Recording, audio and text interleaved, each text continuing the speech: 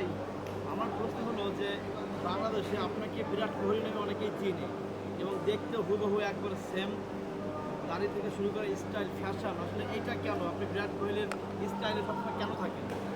কেন থাকি আমি তাকে ফলো করি। সে তো আমার আইডল। তাকে ফলো করি। তার মতো চলার, তার মতো কথা বলার, তার মতো খেলারও এখন ট্রাই করবো, যেহেতু আমি চান্স পাইছি সিসিটিভিতে।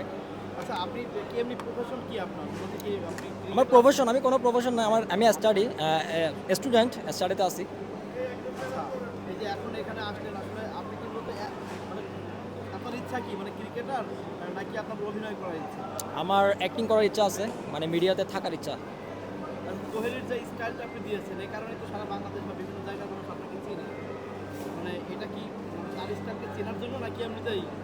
না, চেনার জন্য না, আমি তার চোখে পড়ার জন্য মেইনলি, মানে সেই জন্য আমাকে দেখেছে ইনশাল্লাহ। মানুষ মজা করে আপনি এই ভিডিওটি হয়তো সে দেখবে তাকে কিছু বলবেন আপনি বলার আছে? সে দেখেই ফেলছে ভাই। সে দেখে হ্যাঁ, ফেলেছে? দেখে ফেলছে। আপনি কিভাবে বলছেন? শুধু এখন তার সাথে দেখা করার ইচ্ছা।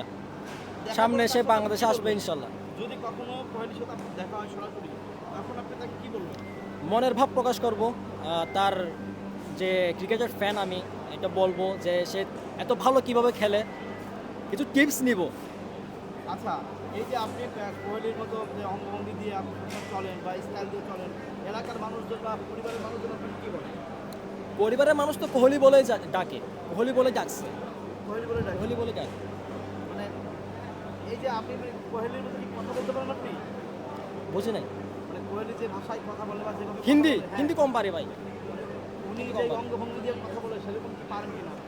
অঙ্গভঙ্গি পারি না, তবে তার সেলিব্রেশন দিতে পারি। একটু যা মাঠে দিব, খেলার মাঠে ইনশাল্লাহ, চ্যাম্পিয়ন হওয়ার পর। চ্যাম্পিয়ন হওয়ার পর। হ্যাঁ, হ্যাঁ।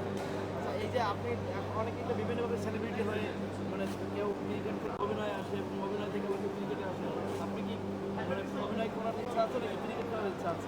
না, অভিনয় করার ইচ্ছা নাই। অভিনয় বলতে আপনার যদি ভালো কাজ পাই ইনশাল্লাহ করব।